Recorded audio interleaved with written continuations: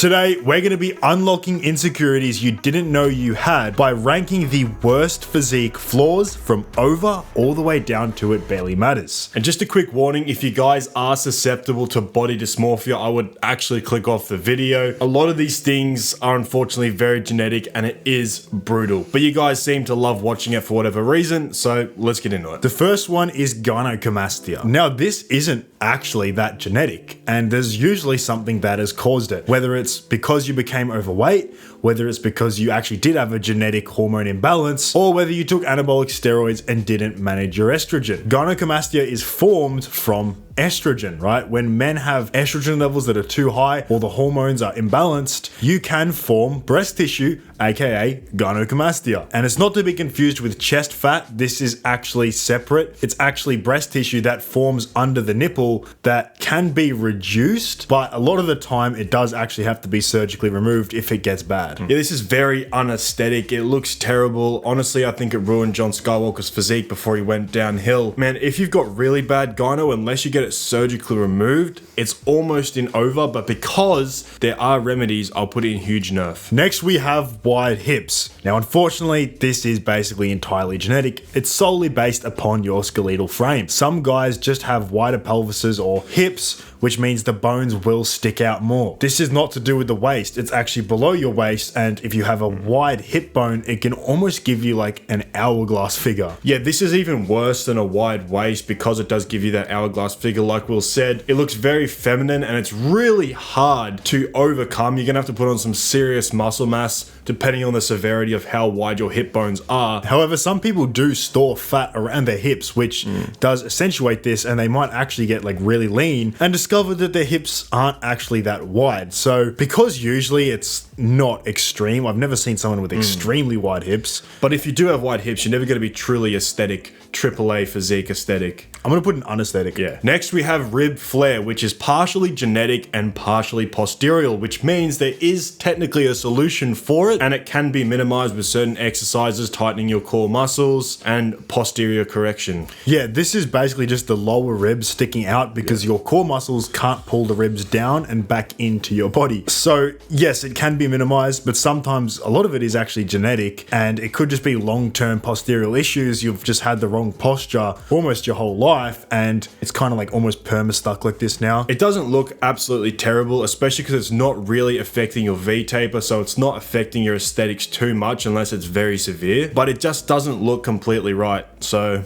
unaesthetic. Unaesthetic for sure. Next, we have just having pale skin or being pale. Everyone knows getting a tan basically instantly improves the shadows in your physique, the definition, just how it looks. It sort of looks like it just fits better on your physique. Now, in a lot of parts of the world, having a tan is actually not sought after. In my part of the world, it is very sought after, especially because most of us in Australia struggle to get a tan because we're of European descendants. But I think whether or not it's sought after in a country, I still think it just objectively looks better on a physique. That's the reason they tan for a bodybuilding competition. Yeah, it just signals health markers. It signals you're getting enough vitamin D, you've got a good diet, and that you're getting sun exposure, which a masculine man would do. Some guys actually don't look bad at all with pale skin. It could actually play in your favor if you're going for that sort of like vampire archetype, right? Now, in terms of just how you'll look outside, like on the beach, I can't stand being pale, and they stand out like a sore thumb. When I see pale guys that have a decent physique, I think they could instantly bump up by a point just by tanning. And it's so easy to do. I mean, it's like feminine or gay to like fake tan or to use other methods to tan, like tanning peptides. But I think it's just like, why wouldn't you do it, honestly? Yeah,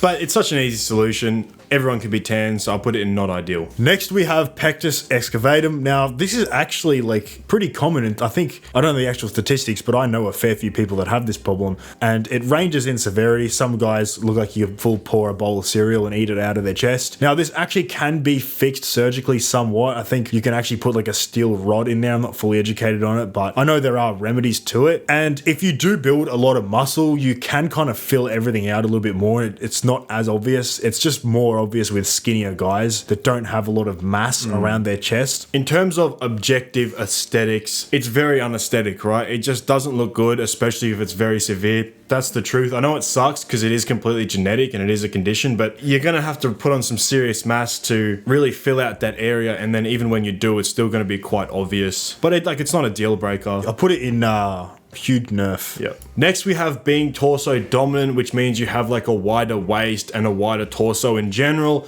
This is me. They call them like spider physiques because you're so torso dominant, and then you've got arms that are usually lacking behind and legs that are usually lacking behind. So this can either be completely genetic and it's literally a bone issue, or a lot of those high rocks physiques, you know, they do it to themselves by overdeveloping their obliques and all the muscles in their torso. Yeah, I think this is a very unaesthetic look. It does look like athletic. A lot of wrestlers have this physique as well. Just because you require so many of those stabilizer and core muscles inside the torso, they will hypertrophy and get bigger and make your waist and your torso blockier. If you're solely training for aesthetics, I would avoid this. People freak out when I say that, but it just doesn't look aesthetic. I'm going to put it in unaesthetic. Yeah. And guys, if you have admitted to yourself that you are training solely for like vanity reasons, like you just want to look the best, like you're specifically just building the physique that gets the best real world results, either with women, with social media, just the physique that is the most aesthetic, that's exactly what we build inside our school group. It's the first link in the description. We call it the AAA Physique, aesthetic, attractive, and athletic. And then we even tell you what to do with that physique, how to get laid, how to make money, the benefits of actually having the physique. We don't just give you a training and a diet PDF and call it a day. We give you everything in order to see results from your physique. And if you guys have some of these issues as well, you can literally speak directly to us. You always got access to us, and we can tell you exactly how to fix these issues. Next, we have long arms and just long limbs in general. This can be amplified by having a shorter torso. Arnold Schwarzenegger, ironically, did kind of have this issue. He had a shorter torso, didn't really hinder him. But if you have long, dangly arms, it can be a bit of a nerf. It's just going to mean you have to put a lot more emphasis on your triceps, your biceps, build a bigger arm. That's really the only solution to this. I don't think there's too many guys where this is a complete deal breaker for, so I'm just going to put it into not ideal. Having small calves.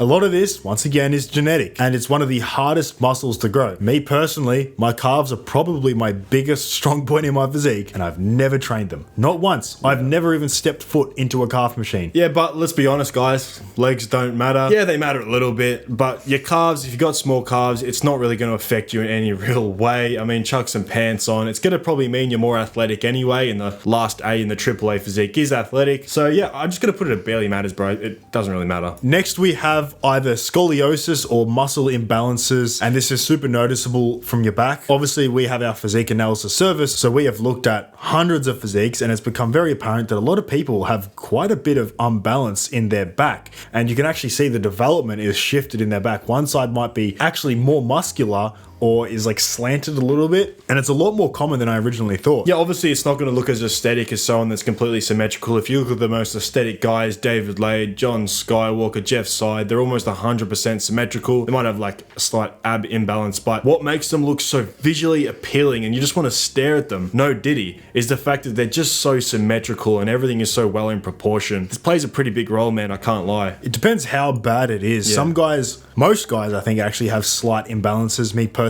my left side of my back is stronger and bigger than my other side. Now, this obviously can be completely fixed by either correcting your posture or doing more unilateral movements, but I'm gonna put this into unaesthetic. Yeah. Next, we have kyphosis, which is like a different form of scoliosis. Older people tend to get this. You know, it's when they get older and they start to, you know, get shorter and more hunched over like this. This can also just happen from you gooning all day, sitting inside, doing nothing with your life. Yeah, the solution is simply just to keep your body active, keep it strong, keep everything functional. Yeah, this happens from like sedentary lifestyle. Although yes, some people are genetically prone to get this, it can be avoided and it can be corrected. Depends on the severity. Some people genetically will just get this, and maybe there is some sort of surgical intervention. I haven't done too much research on it, but yeah, it's severely unaesthetic because not only does it round your back over, just makes you look unhealthy, it also makes you shorter. And we emphasize a lot on this channel. The truth is, whether we want to admit it or not, height is so fucking important, and this can take inches off your height. Yeah, 100%. I see this all the time with like the Discord mod guys with the ponytails. They're all like the same. They've got this hunched over look. I always see them in the gym. It just looks terrible, man. It looks very bad. I'm gonna put it into over. Yeah, over. It's over because it makes you shorter and look unhealthy. Next, we have a barrel chest. Now, this is a combination of a genetically deeper rib cage, posterior issues, lack of elasticity in the lungs, and it can actually happen as you get older as well. You'll see a lot of old guys will kind of have this look where they are just very thick this way. Yeah, obviously it's not going to look that aesthetic. It makes everything else look smaller, especially your arms. Anything that isn't a health indicator, anything that doesn't signal capability, strength, is going to be a nerf, 100%. Let me put this into huge nerf, because I haven't seen it be that bad on younger guys. And finally, we have a distended gut. Now, mainly this happens with bodybuilders who abuse HGH, which is essentially all of them, or is caused by insulin resistance. There's a buildup of visceral fat around the organs. Now, this can happen with natty lifters as well. If you generally just develop a lot of muscle mass and you go through big bulks and you put on a lot of body fat, you can just have a distended gut look, and some guys are also genetically prone to it. This is why I always preach lean is law and just stay at a relatively good body fat percentage. You shouldn't really bulk past 15%, because when guys bulk past like 20%, oftentimes when they get lean, it just doesn't look as good, and they do have that visceral fat and just an accumulation of bullshit. I mean, yeah, if you're staying natural, it's never going to be huge, like that bad. And it's almost like you can suck it in. It's like when you see the open bodybuilders relax for like a split second, you just watch their gut go